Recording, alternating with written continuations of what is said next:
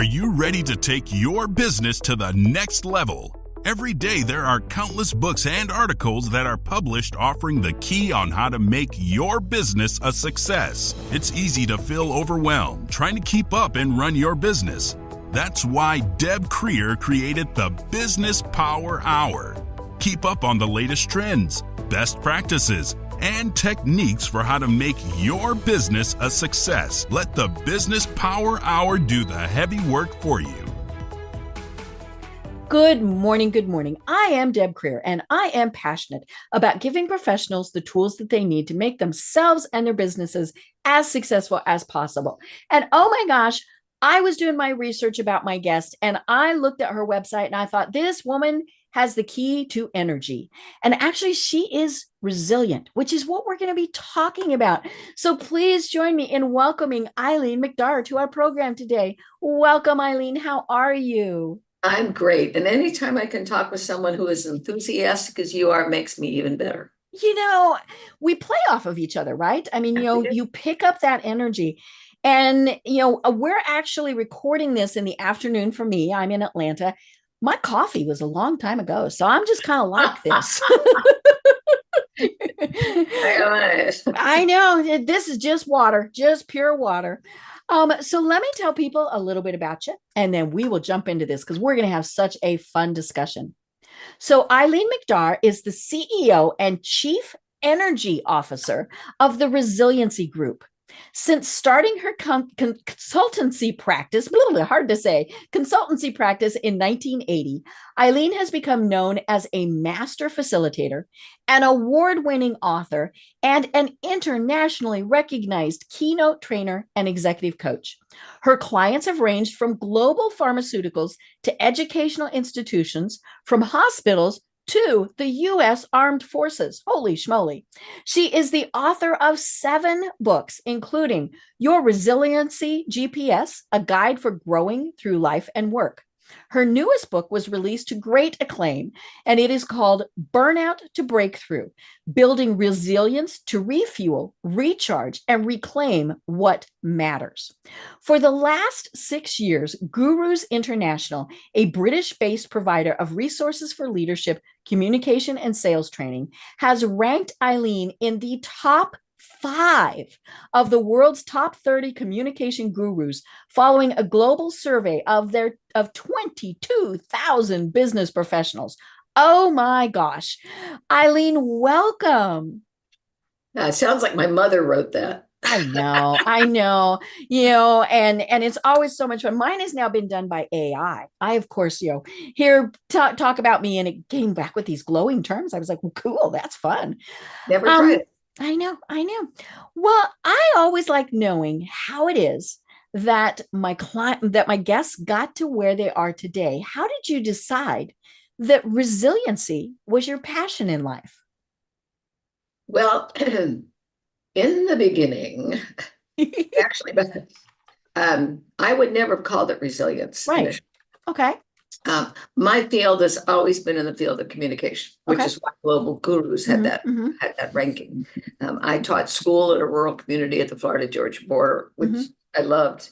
I worked for a national healthcare company, handling their product, and then for a PR firm, and got to the place, Deb, where if I wrote another press release, I was going to throw up. I'm with you on that, sister. Couldn't do it, and so I left. And that actually was it was about 42 years ago.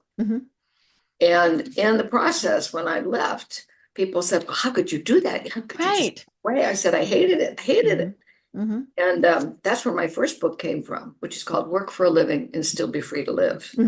It's no longer in print. But the concept is, why are you doing work that drains you, that you don't like? So at the time, I wasn't calling that resiliency, but it was, I didn't like it. And so it was soul sucking. Yeah, it really was. It really was. I didn't care if some CEO got his or her picture on the cover of the Wall Street Journal. What I cared about was, how are they interacting with the people that were in the office? That's where I saw so many things that weren't right. Anyhow, out of all of that, I quit. And I had just married my precious husband, adopted his 3 children. And between the 2 of us, we had no money. And we were married about a month. And I had this dream, Deb. I saw myself, maybe you can envision this, where you're kind of half awake, half asleep. Right. And I saw myself on the edge of a cliff. And I heard this voice say, jump. Okay. I woke up. I slapped Bill. I said, I'm quitting. And he's like, but we have no money. We've been married a month. I don't know, but I can't do this. And this is probably why we've been married 44 years. He said, don't worry, we will always be okay. So that started me out on a journey. At the time, I wouldn't have been able to phrase what it was, but what I was looking for was, what is it that feeds my heart? Right. What is it at the end of the day? I feel like I've made a contribution. And so in the process, I did a couple programs for the community college, which they would offer to continuing education to adults. And a meeting planner out in the Palm Desert area of California said, got a hold of the course catalog and said it was called The Art of Persuasion. And she said, I have the Steel Service Center Institute from Cleveland, Ohio coming in. They want to know, would you come and do this program in an hour? I went, sure. Sure. What do you charge? Charge. But you get money for that? Because when you do it for the community college, you don't get right. It's free. And so I said, fingers crossed, $7,500. Wow. And this is 40-ish years ago. Yes. Whew. She called me back a couple of days later and she said, you're on. I'm going. And I had enough sense of mind to know that I needed to talk to the executive director and say, okay, give me the situation. Right. Tell me what it's like. Why do you want this topic? What are some of the issues? Blah, blah. So when I talked to this guy, and we had a great conversation, then he said, and we'll be mailing out the check for $1,500. Oh, $750. What do you mean $750? Deposit. And I called the meeting planner in the desert. And I said, what's going on? Eileen, we always mark up outside vendors. 100%. Well, I learned 2 lessons there, Deb. Number one, no one is ever going to say what I'm worth other than me. Right. The second lesson was, they were willing to pay $1,500 for a month. And you'd never done this. No. Well, they gave my name. I did a couple of things for them. They gave my name to the Brass and Copper Institute, to this, to that. Wow. And then before you know it, what I was doing was I was lecturing on communication and leadership.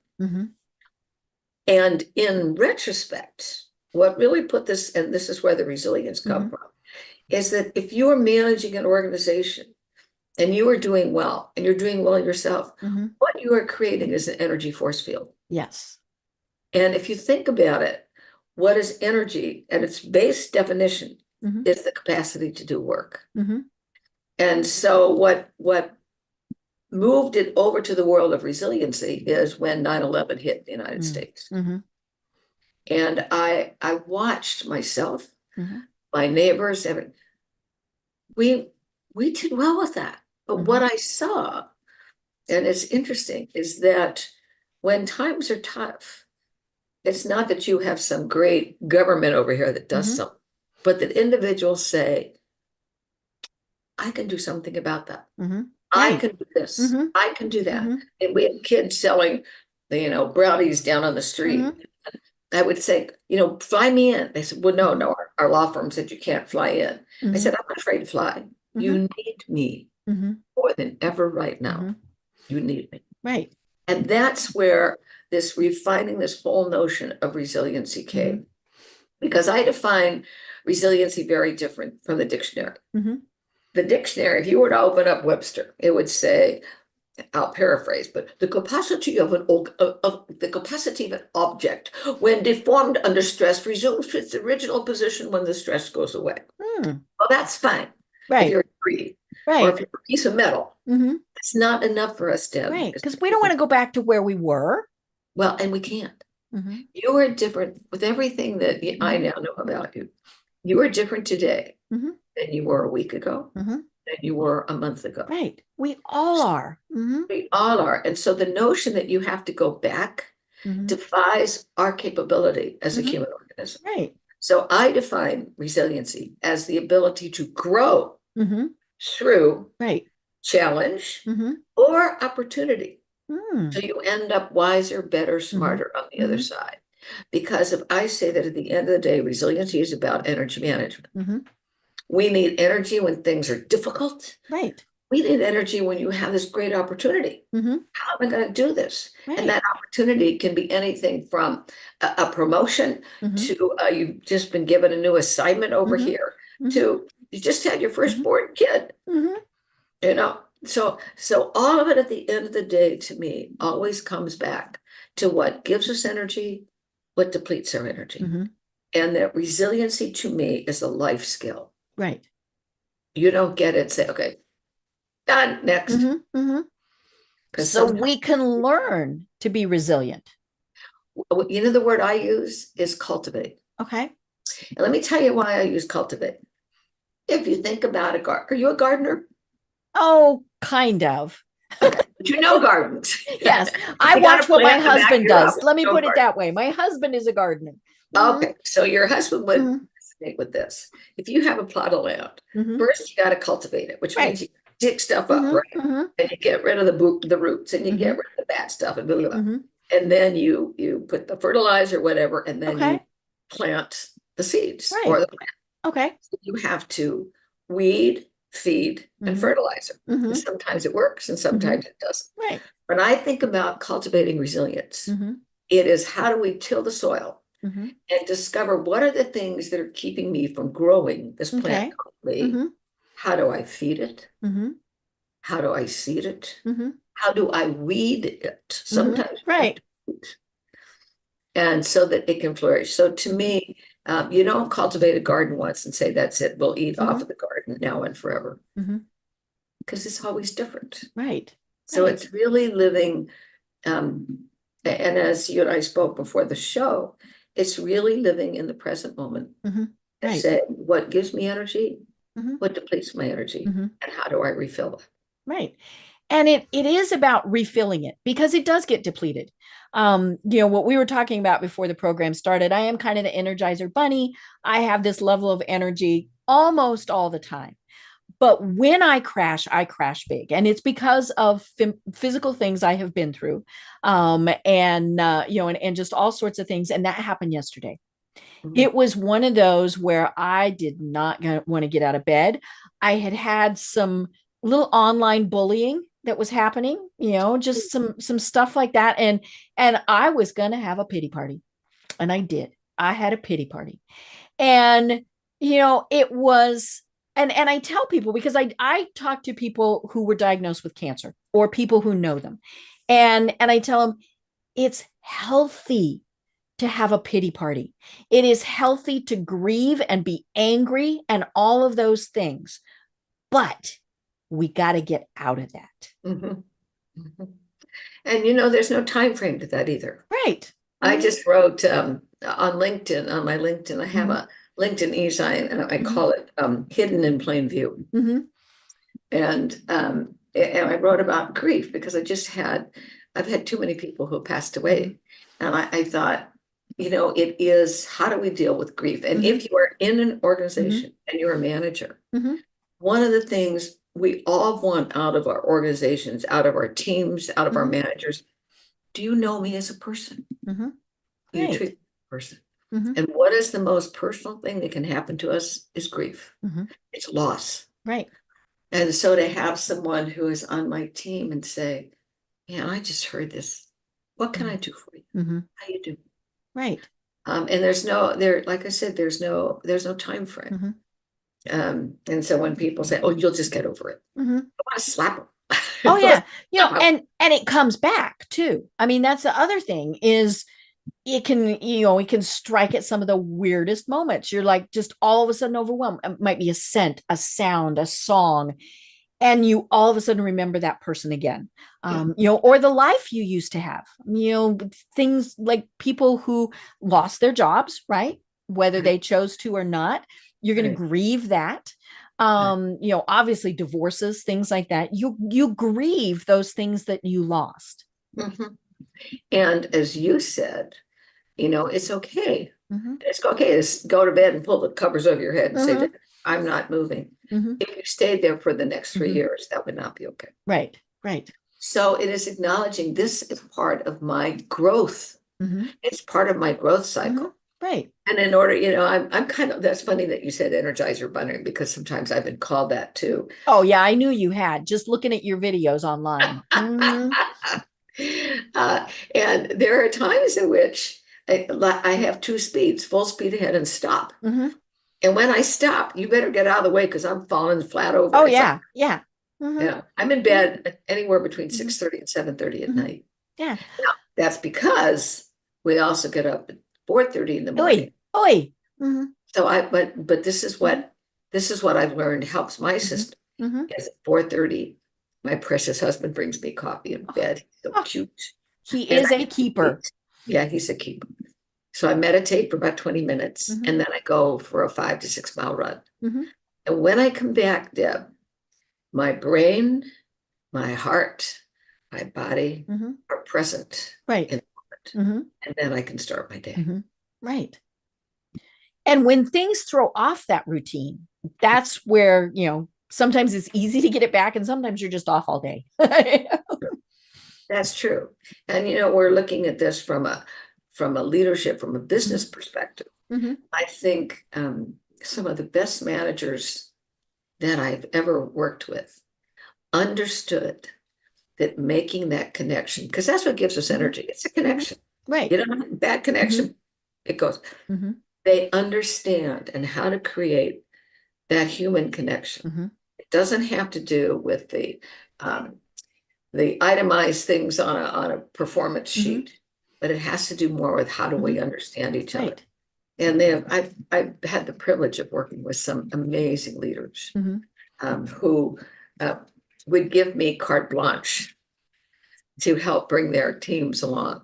And when we would do these things, I'll just say that my process, this is one of the facilitation things, because what you want to do is you want that team to walk out of it. If it's a 2-day, 3-day max, but 2 days full, you want them to walk out with the sparks flying, right? With ideas, but with a relationship. So I always start, and I never know where this is going to go. I always interview every one of the players and ask them a set of questions. And it's everything from how would you describe your job? What do you want people to know about that you do that you don't think anybody knows? If you were the manager of this department, what would you do? What do you see the future holds? So I get all these answers.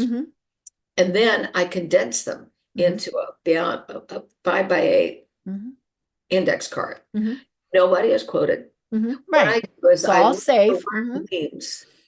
Because, you've been with some groups, somebody who just wants to harp over the fact that, in the cafeteria, they serve too many noodles. We're not going to talk about noodles. No. So I don't want the team, but when they see the theme, and it's just amazing how people recognize this is what this is about. And then we have the conversations. But before we have the conversations about what I have found out, and I give it to them. I'm not talking now there. I also want them to be able to see each other as full humans. And one of the last ones I did, I think we had about 26 people maybe. And I said, I want you to tell me your favorite song. Number 2, I want a picture of you as a teen or a toddler. And the third thing was, if you could be anything in the world, what would that be? And in the course of this, I think it was 2.5 days, I would throw up like a piece of music. I downloaded all their songs. And then, so I'd say, well, so who do you think this is their favorite song? Did it ever match?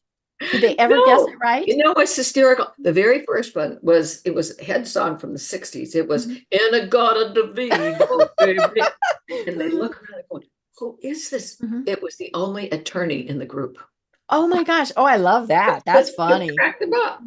And then I would put up a picture of, see, because we all have been teen and toddlers. We've all been there. So I'd put up a picture of someone, a baby picture. I'd say, who is this? And it was so much fun, Deb, to watch them trying to guess who was that teen or who was that toddler. And then the third set, and this is interspersed with them having, the serious conversations about was, what would you, if you could be anything, what would you want to be? And when I would put that up, then they would look around and say, God, who would that be? And then they'd have these interesting conversations. Because one of the things that you could discover is, are there ways that we can bring who you would like to be if wishes were kings? Right. We bring some of that into the work you do now. So while we were dealing with issues, we were also creating this connection of energy so that they understood each other. Right. And it was positive energy as opposed to the noodles in the cafeteria. That's it. That's exactly it. But it increases to me the resiliency, the capacity to grow when I begin to create those important connections. I love it. Now, but I'm guessing that there are the skeptics of the world who say, but Eileen, we are here to get a job done, to make a product, make a service, do whatever. And I don't care what somebody does in their private life. We don't need to know that. What do you tell those people? Then I don't think I'm the person for you. I love it. Especially if they're, well, and because, they've got their walls up so much that it's not going to matter. And I have had that happen. I had one guy, oh my God, this was a million years ago. It was an insurance company. And he sat there, and we didn't go to all of them because I didn't have that amount of time, but he had his arm. The body language. And I said, I called him on it. I said, it appears that you're not very happy right now. Would you like to tell me what's going on? See, nobody calls them on it. Right. No. And Deb, for all I know, I don't think it was ever asked back again. But I have to be real. Right. I have to be in that moment. I had another group one time where they had two guys there that were very cynical and had biting humor. And I called both of them aside. And I said, you can either make this work or you can damn it. Right. Let me tell you what you're doing. And my request is you either become aware of it and stop, or you have my permission to leave. Yeah, there's the door. Now, and what's interesting is what a difference that makes when somebody calls them. Right. On their behalf. I mean, God, I don't want to do that. No. I have an obligation to those pretend who want to be there. Sure. So, but all of this, and I think there are 4 resiliency skills, which we can talk about those too. Yes. Because in this capacity to grow our human energy, to grow forward, and there are 4: adaptability, agility, laughability, and alignment. And so we do that individually. We can do it collectively. And it will vary based upon the season that I'm trying to plant, based upon the ground that I'm trying to toil. Yeah. Till, not toil, till. Yes. You're tilling the ground. Yes. You're toiling in tilling. That was it. That was good. That's good. I like that. So, the last 4 years, you talked about September 11th. Well, then, of course, March of 2020, the world changed again. Yeah. And so, and it's never going to go back. I mean, I always love people that say, I want it to go back to normal. Well, sorry, that doesn't exist anymore. It's so normal. I tell people I am probably one of the best examples of there is no normal. I call it my normal, my new normal, right? I like that. Yeah, it's. I want to quote you. Actually, I believe that's Garfield the cat. Yeah, but that's all right. You can quote Garfield. But it's the same thing. That day is done. and it was funny because on Friday, everybody was at work. On Monday, they weren't. And everything drastically changed. And in so many ways, it has stayed like that. A lot of companies stayed virtual, or they are doing a hybrid, all sorts of different things. So what have you seen is the shift? Well, I remember the date. It was March 17th, which is St. Patrick's Day. It was the day. Because we were all supposed to go out and do stuff for St. Patrick's Day. Those of us with red hair, especially. That's an interesting question. I'll tell you what I see has shifted is what we are willing to do for work and what we are not willing to. Oh, yeah. When I say what we are willing to do, I think, well, let me backtrack for 1 minute. My last book was Burnout to Breakthrough, Building Resilience to Refuel, Recharge. That whole burnout piece, which was really identified in 2019 by the World Health Organization, that declared it to be a global occupational hazard. Right. Everybody was burning it. They were working 900 million hours a day. Yeah. And so when the pandemic hit, it pulled back. How am I working? Why am I working? Does it make a difference? And so I think what that did is it made people reflect and to think a little bit deeper. Actually, that also happened in 9/11 here, right? Where I was reading articles of people who suddenly said, you know what, I'm a hot shot in the Hollywood industry. I don't want to do this anymore. Right. It's not important anymore.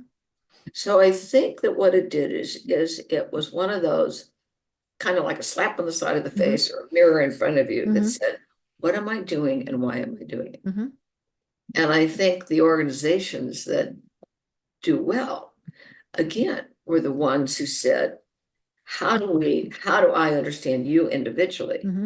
How do I create this team? Right. Whether we do it as a hybrid model, whether we do it as virtual. And there's a skill to doing virtual. Right.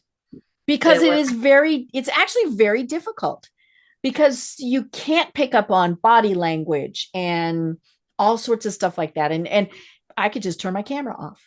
Right. And you do see that in some of these virtual things, the person doesn't put up their camera, or the worst part is they put up their camera and you realize what they're doing is they're doing something over there. Yeah. They're looking off.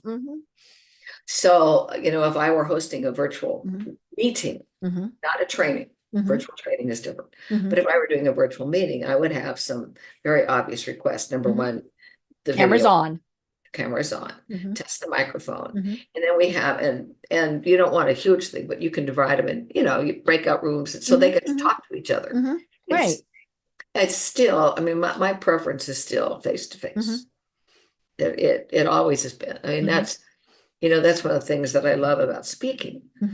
I said, you're looking at this audience, and I can look in their eyes and I can say things and they respond. You pick up on their energy.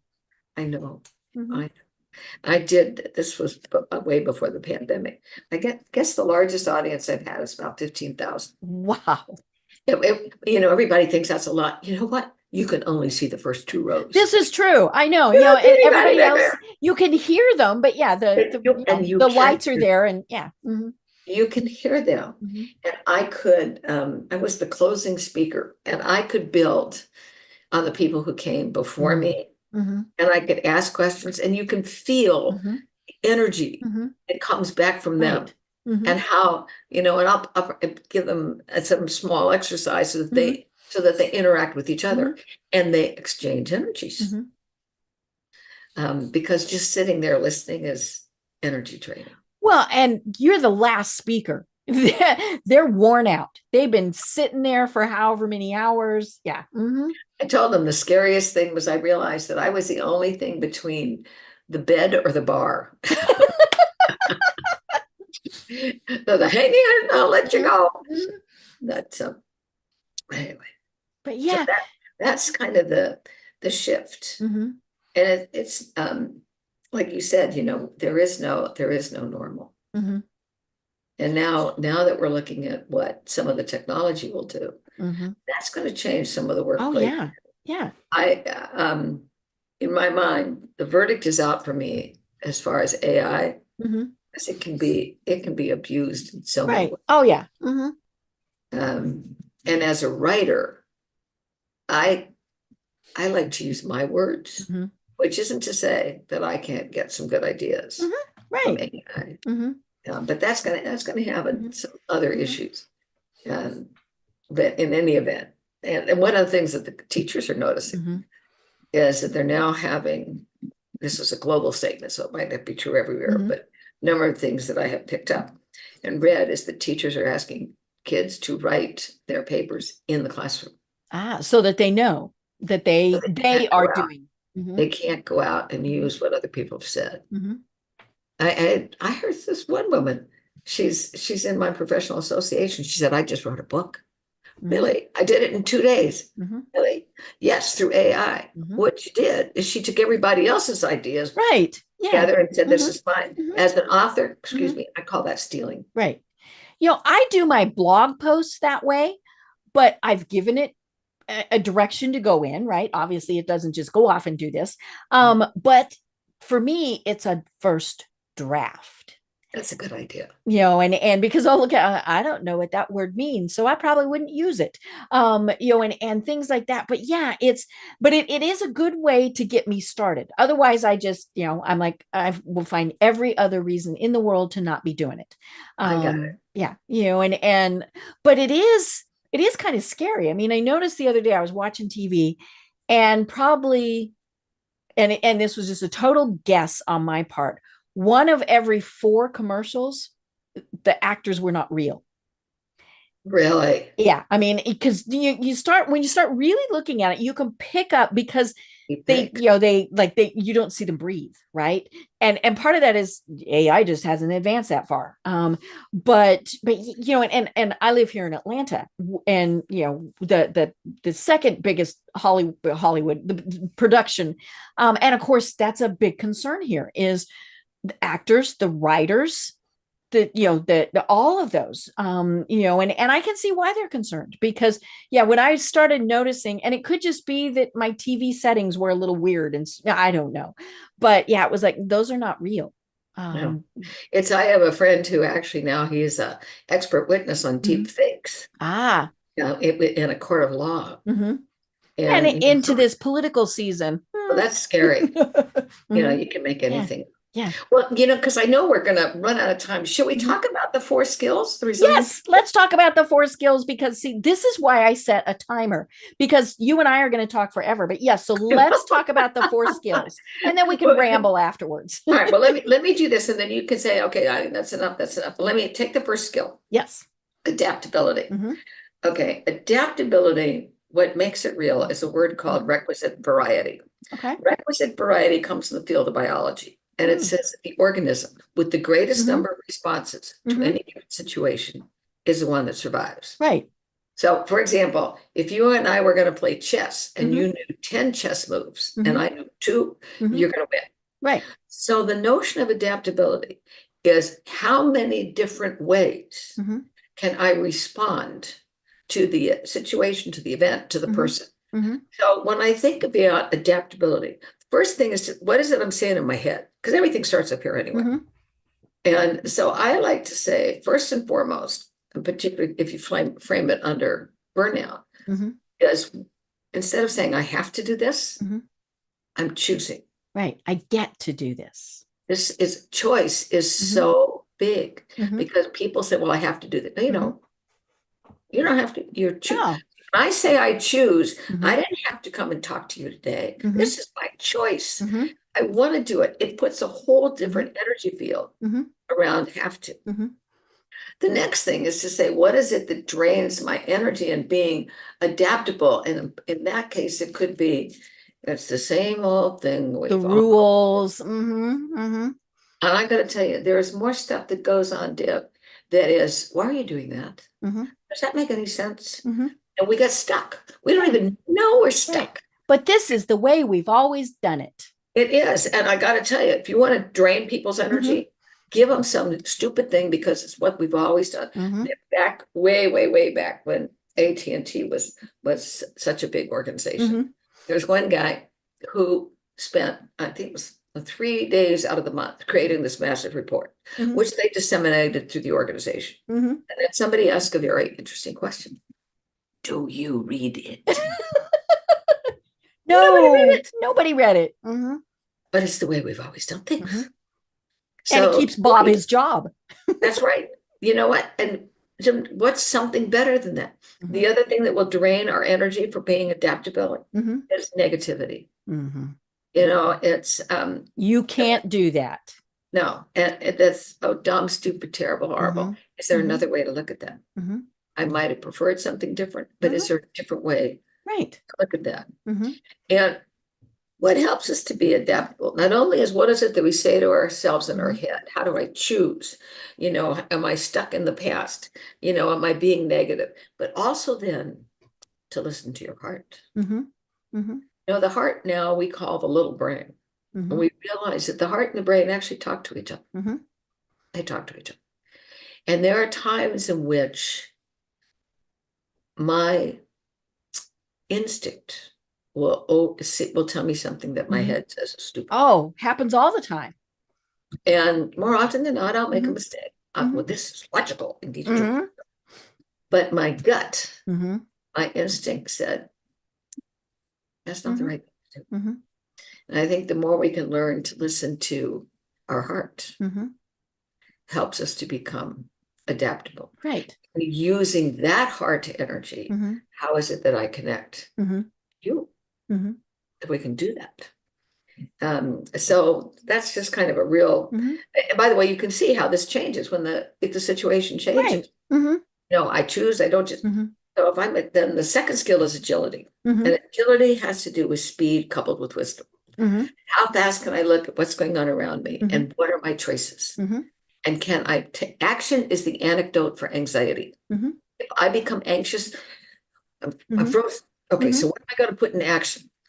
This sounds crazy. And I told you, I think I said, maybe I said this when we were talking before about how I get up and I have my meditation and then I run. At 4:30. Okay. That action centers me for the day. So what is it that you can put in motion? And when we feel our life is out of control, that we have no energy, the fastest way to bring it back is to do with something with our physical body. Right. Take a walk. Do a jumping jack. Exactly. That's exactly right. I can see and feel change in my body more than I can necessarily feel change in it. The other thing I suggest is that people do a CAT scan. And that's my term. I made it up. It means check what claims your time, assess why and how, and is it of value? T is to take action. And I will guarantee you, Deb, much of what you and I do in the course of a day, we have no clue that we're doing this. We have no clue what time goes. So years and years ago, I came up with this model for people to begin, you know, from the time you get up to the time you go to bed, just write what time, what am I doing? Who am I doing? And nothing, don't make it a monument in paper mache, you know, just little teeny things. And the first time I tried this, I designed this and I realized how much time I was spending. I was sitting on a national board. And I thought, I had no idea how much time this was taking. And for where I was at that point in time in my life, it was not of value. And I resigned. But until I did that, I had no idea where this priceless thing, because there was a little here, a little here. Was going. And so another part is learning to develop horse sense. Horse sense is the ability to say nay. And particularly women, Deb, we have a hard time doing this. Right. No is a full sentence, ladies. I know it is, but we're like this little bobblehead because, well, we're so helpful. We're so helpful. And they won't like me if I say no. You can say no or not now. How can we do this differently? So all of that is under this notion of agility, of looking at this action. The third skill is laughability, which you and I have already talked about. Laughability is a great energy creator. The more we can laugh, There's something about the endorphins of laughing. It brings the spirit alive. It does give you energy. And it helps heal us. Yes. I mean, what was Norman Cousins? Probably many people who are on this call have no clue who Norman Cousins was, but that is what he discovered when he was going through some illness, that if he could laugh, he got better faster. So laughter, whatever you do to laugh, people who look like they were weaned on a pickle. No, we gotta laugh about this stuff. Laugh about this. So, but it's the ability to laugh. And then the fourth one, which actually in some ways is the base for everything, is alignment. And alignment says, am I lined up with that which is most important to me? And it might take years to figure out why am I here? What am I meant to do? I hear that over and over again. And maybe it was caused by the pandemic, that does my life matter? And now we have some people that says, as long as I have my Ferrari, I'm fine. Perhaps. But for many of us, it's why am I here? So I can help individuals go through an assessment that says why, how do I show up, and what can you count on me for? So my why is I need to make sense. How I do that is I challenge the status quo. There's a better way to do this. But ultimately, what you can count on me is contribution. And if I don't feel I can make a contribution, that's why to that person said, no, you can't go. Right. I'm not the right person for you. And that's the horse sense part. It is the horse sense. That is true. You're absolutely right. It is the horse sense. And so those are the skill sets that, just like if you go to a gym, Deb, you don't pick up a 50-pound weight. No. You start with 5, maybe it's 10. Oh, it's up to your arm. And I'm going to go back to 5. It's the same. It's almost like a muscle that we develop over time, that we cultivate. We feed, seed, and weed. And so it's a life skill that will constantly be shifting because our life constantly shifts. Right. And I like alignment. And I think alignment in particular is something that, as you were saying, especially after COVID, the whole alignment thing, is what I'm doing aligned with what I want to be doing? And now I was watching one of your videos and I actually wrote a note down on this because I got the biggest kick out of this, that sometimes working is the penalty that we have because we didn't marry rich. I just thought that was the funniest thing. But it is one of those things. Why am I doing what I'm doing? Now, sometimes it is, I need a job. I need insurance. I need that paycheck. Okay. But then what are you going to do with that? Right. I in my first book, I wrote, a job is what you do for a paycheck. Work is what you do for a life. It would be ideal if they can be synonymous. Sometimes not. No. This job is what's paying for my kids. This job is what's paying for the insurance. Where is my work? What is it that will give me a life? Because I can't just stop. I can. That's a choice. But what is it that would feed my heart? Right. What brings you joy? It does. Do we have time for me to tell you a really short story? Of course we do. So we have a great hardware store where I live in Dana Point. It's independently owned. It's not one of the chains. I think they opened the doors like in 1947. And I'll tell you, if you can't find it in that hardware store, it doesn't exist. And you could walk in and say, see this little tiny screw? Do you have something like this? They know exactly what's in there. The other day, I walked in and I needed a nozzle for the hose. And I had this funky ceramic piece that's set out in our porch. And it's a little monk who's asleep on his elephant. I've had it for years. And it's just all the stuff is coming off of it. It looks terrible. And when I showed it to the gentleman there, he began to tell me how he could fix it for me. And in the course of conversation, this is what got me. It was Father's Day. And somehow he said, this reminds me of my 2 children whom I lost. What happened? Mm-hmm. He lost 2 children to cerebral palsy. Oh. Cerebral palsy, if you have full blown, there's no control over your body. No. You cannot speak. Mm-hmm. They, one child lived to 24, the other one died at 30, which meant that mom and dad had to do everything for those children. For them, for 24 everything. and 30 years. Mm-hmm. And that's like poop, pee, feed, whatever. Mm-hmm. He said, it was the greatest privilege of my life. I'm going to cry even thinking about that. So this is a man who might be working in a hardware store. But what gave him purpose was not only taking care of those children, but he also uncovered the reason they had 2 children with this was a chemical. It was put out by one of our chemical companies. Of course. It is used to spray around. And thanks to this gentleman, that chemical is no longer on the market. Wow. Now that's a purpose. That's a purpose. That's a purpose. I'll never, but that whole story just is in so many levels is so important. Right. Yeah. And I think that's one of the sad things maybe about a lot of people is they never find their purpose, or they know what it is and they're too scared to go after it. That could be. I think there are many, many, many people who are looking for that. I belong to something called the Modern Elder Academy, and started by the guy by the name of Chip Conley. And he wrote, his first book was called Wisdom at Work. And for a number of people on this call, and I have suspected it's you and me, there's more behind us than in front of us. And so we want what's in front of us to matter. And so this Modern Elder Academy provides all manner of retreats and I love it. And whatever, because the path changes. And now what do I want? So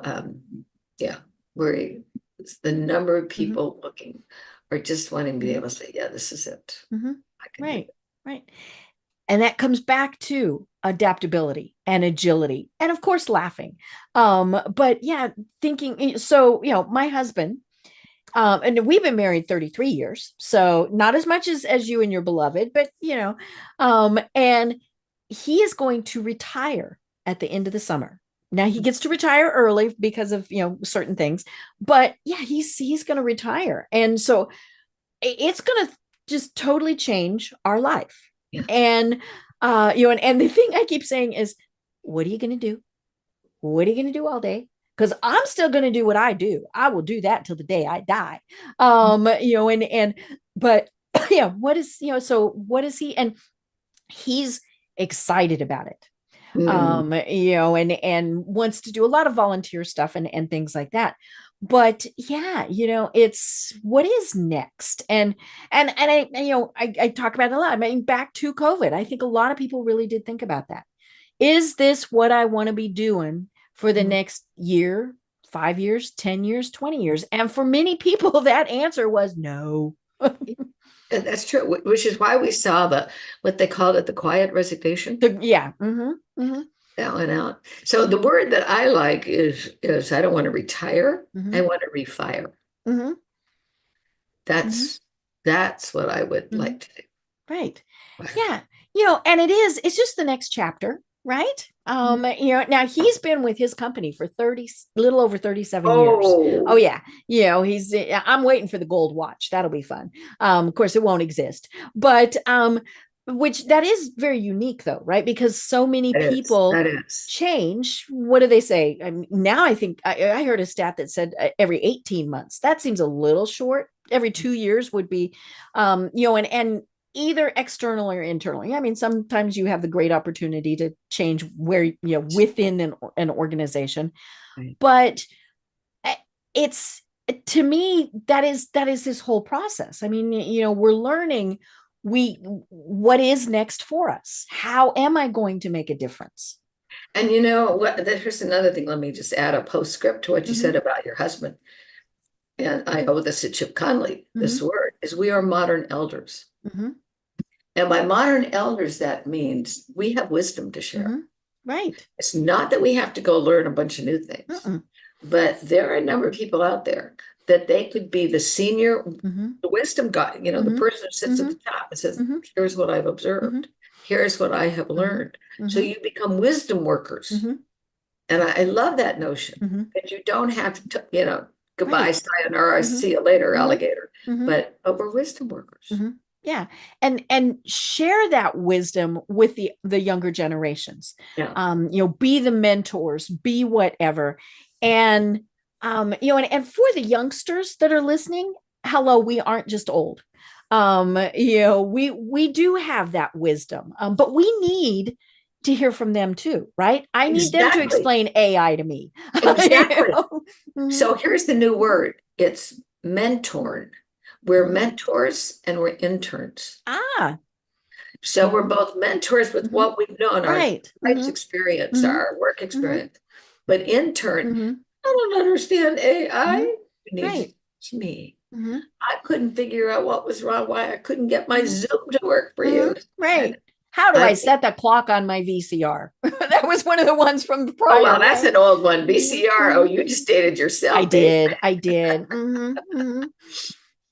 But yeah, I mean, and it's just it, and it is about, I think one of the big things about being resilient, and you mentioned it, we live every day, right? You know, my expiration date probably got moved up when I got my diagnosis. Who knows? I could get hit by a bus tomorrow. But you know, it is, how are we going to live today? And what is the difference we're going to make? My mom passed away in March, and now this will give you an idea of what she was like. She's very organized, right? So she had everything written down. This is what I want for my funeral, and she'd had it written down for years. And yeah, you know, and she had that she wanted the Frank Sinatra version, and it said that of I did it my way. Right now the church refused. I was very annoyed, but yeah, I mean, you know, the day before she passed away, she was at Walmart, she was at Praise and Prayer, and she had lunch with friends, and the next day she was gone by noon. And it was just like, okay, fine. I mean, I have to ask you, did she have a heart attack? She did. Yeah. And, you know, and it was one of those, but, you know, like the doctor, you know, she's in the ER, and he tells her, we'd like to give you some morphine. And she said, oh, no, I don't think so. And he said, well, is there a reason you don't take morphine? Thinking it's an allergy or something. And she said, well, I don't want to become an addict. And he said, oh, honey, that's not going to be a problem. But yeah, I mean, it is about how are we going to live every day? You know, and maybe because I have, you know, gone through what I have, I don't want my headstone to say, I wish I would have. You know, and bad, you know, it's like the saying says, bad things happen to good people. How do we deal with it? You know, are we going to let us kick us completely down, or are we going to go, oh, okay, fine. Dust ourselves off and go on. And whether it's that you lose your job or the company shuts down, you know, COVID and all of these various things, how are you going to deal with it? Yeah, you're right. In today's environment, you know, you can either stand in the corner and weep because it scares the bejesus out of you, you know, or which is pessimism, or you can say, oh, well, everything will be just fine, and you let it go. Yeah. Or you say, what actions would I choose to make that could influence what I want for my family, for my nation? What are the actions that I'll take? I could do that. Right. I love it. Well, oh my gosh, Eileen, we've only got about 5 minutes left. So see, and this is obviously why I set this timer, because we would be going forever. And it just means we have to have you on again, because I didn't get through all my notes. But wait, time out. Let me just say thank you. You are one of the few interviewers who spent time on my website knowing who I am. See, I loved it. And now I didn't get a chance to read your book, you know, any of your books. You tell me what you want, give me the address, I'll mail it to you. But seriously, I can't tell you the number of interviewers who have really no clue who I am. They look at something fast, or I get the emails that said, well, we want to do work, and they have they don't know what I do. Yeah. Well, I will tell you this, you're program 978. So I've been doing it a while. You have. But it's and through a lot of changes, right? We used to be a live program, then we did it on Skype, and then I moved. And all sorts of things, and had to learn new technology. And part of this is still I'm trying to figure some of this out, but it's great fun. But for the people who are going, we need you, Eileen. Where do they find you, and what are the services that you provide? Okay. First off, if you can spell my name, you can find me. I am the only Eileen McDargh since my grandmother died in the universe. Mm-hmm. So just go www.eileenmcdargh, which I'm sure you're going to have the name on this, or the Resiliency Group. Mm-hmm. Eileen McDargh is actually easier to spell than the Resiliency Group. Resiliency is one of those hard ones. Mm-hmm. It is hard. I spell it wrong all the time. You will have an idea of who I am, what I do, and I really wear a number of hats, as we talked about earlier. I do team facilitation, group facilitation to help groups figure out who they want to be when they grow up. I do keynote speaking, which I love, anything from 15 to 15,000. I also coach, and when I coach, it is related to leadership, also speech coaching. If you're going to have, let's talk about what we can do with that. And obviously I write. So those are the hats. I'm a wordsmith in all the different capacities of that. I love it.